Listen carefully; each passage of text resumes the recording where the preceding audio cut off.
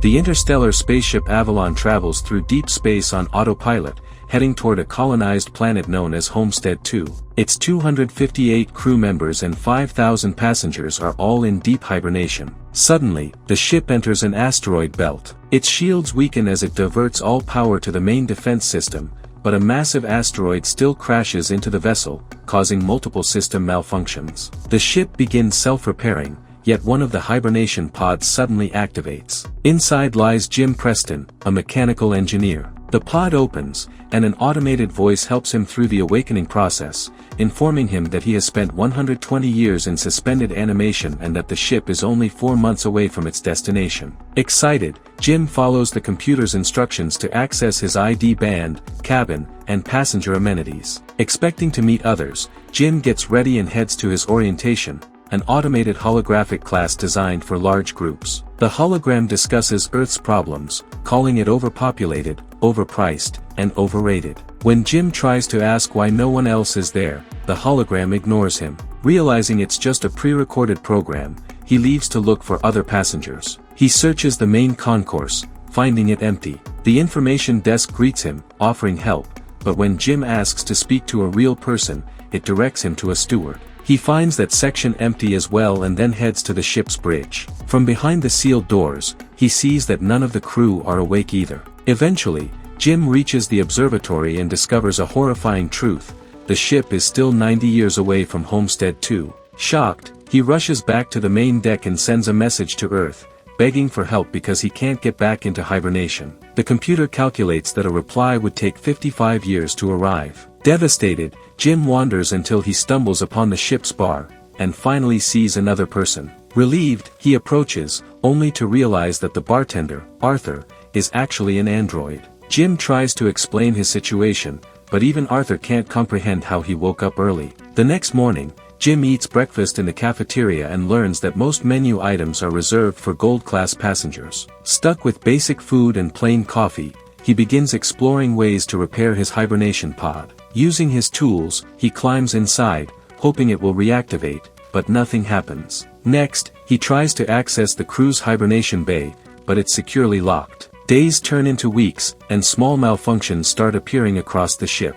Jim visits the bar often, talking to Arthur to ease his loneliness. The android encourages him to enjoy what the ship offers. Taking the advice, Jim breaks into gold-class sections and spends time indulging in restaurants, games, and entertainment. But no matter what he tries, the isolation eats away at him. Drunk and miserable one night, Jim roams the hibernation deck and eventually finds the airlock with spacewalk suits. On impulse, he suits up, opens the outer hatch, and steps into open space. The breathtaking view of the stars surrounds him, yet he feels utterly alone. Removing his magnetic boots, Jim floats freely, savoring the moment but also overwhelmed by despair. He returns inside, removes the suit, and heads back to the airlock, this time without protection, intending to end his life. At the last second, he changes his mind, runs back inside, and slips on a bottle. Lying there, he suddenly notices a woman sleeping inside one of the pods, Aurora Lane.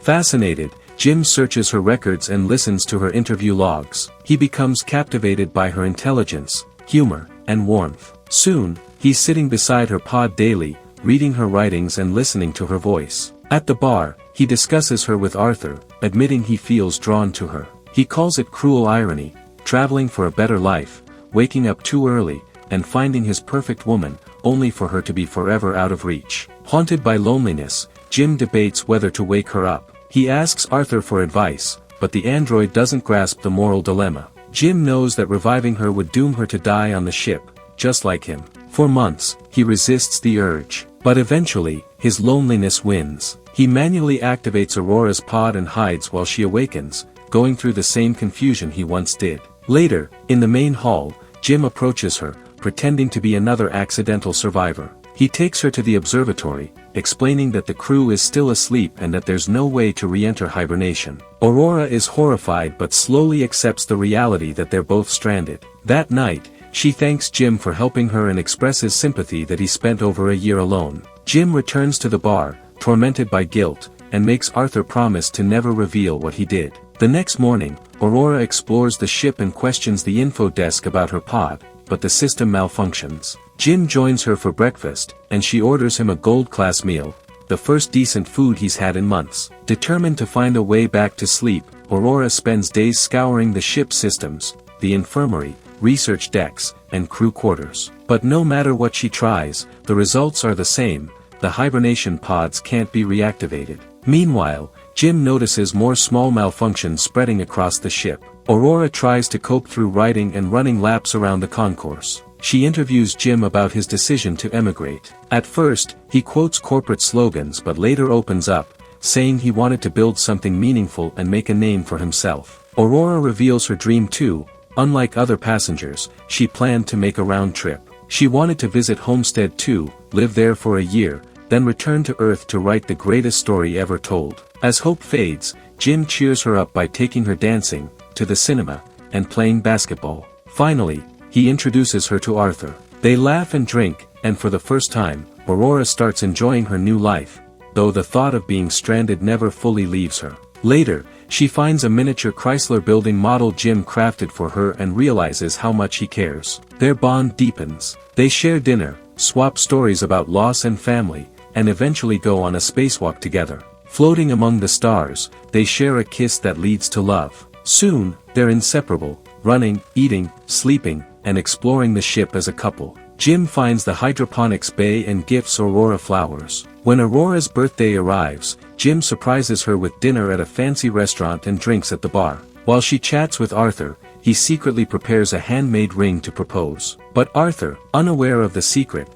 casually tells Aurora that Jim intentionally woke her up. Shocked, Aurora confronts Jim when he returns, screaming in disbelief before fleeing. Heartbroken, Jim finds her things gone. She refuses to speak to him, running away whenever he tries to explain. When he finally reaches her through the ship's comm system, he apologizes, admitting that loneliness drove him to it. But Aurora is furious. He stole her life, and she can't forgive him. Time passes in cold silence between them. Then, another malfunction hits. Power surges through the ship, causing critical errors. Jim barely escapes an elevator malfunction. Aurora walks into the concourse and finds that Jim has planted a tree there, a sign of life among metal. Soon after, both hear a new voice on the intercom: Deck Chief Gus Mancuso, newly awakened due to pod failure. They meet Gus, explain the situation, and help him inspect the bridge. He's shocked to learn that 3 pods malfunctioned and that systems across the ship are failing. Together, they collect diagnostic data, but when Gus checks Aurora's pod records, he realizes what Jim did, and is disgusted. As they continue investigating, Gus coughs up blood. The medical pod confirms he's dying from multiple organ failures caused by improper reanimation. Knowing his time is short, Gus gives Jim his ID bracelet, telling them to fix the ship. Moments later, he dies. Soon after, alarms blare. Systems fail across the ship. Jim and Aurora race to engineering, shutting Arthur down after another failure. Together, they trace the damage to the reactor's control unit, the same area hit by the asteroid years ago. They find the breach, but a second hole rips through the hull, sucking them toward space. Jim holds onto the hatch just long enough for Aurora to seal it. They locate replacement parts and repair the control unit, but the cooling system still won't vent. Jim realizes he'll have to open it manually from outside the ship. He gives Aurora Gus's bracelet and tells her to stay safe, knowing it's a suicide mission. In space, Jim reaches the vent and forces it open, but the reactor's blast throws him away and ruptures his suit. As air leaks out, he calls Aurora to say goodbye. She rushes to the airlock, grabs another suit, and flies out, tethered to the ship. The tether comes up short, but she leaps and catches Jim just in time, pulling him back inside. Jim is lifeless. Desperate, Aurora overrides the medical system using the ID bracelet and revives him with emergency protocols. He wakes, alive, and she forgives him at last. Afterward, they repair Arthur and hold a small space burial for Gus. Later, Jim discovers a way to modify the medical pod to function as a hibernation chamber. He offers it to Aurora so she can sleep until they reach Homestead 2, but she chooses to stay with him, awake, living out their lives together aboard the Avalon. 88 years later, when the crew finally awakens, they find the ship transformed, filled with plants, trees, and signs of life. Aurora leaves them a message, describing the beautiful life she and Jim built while everyone else slept.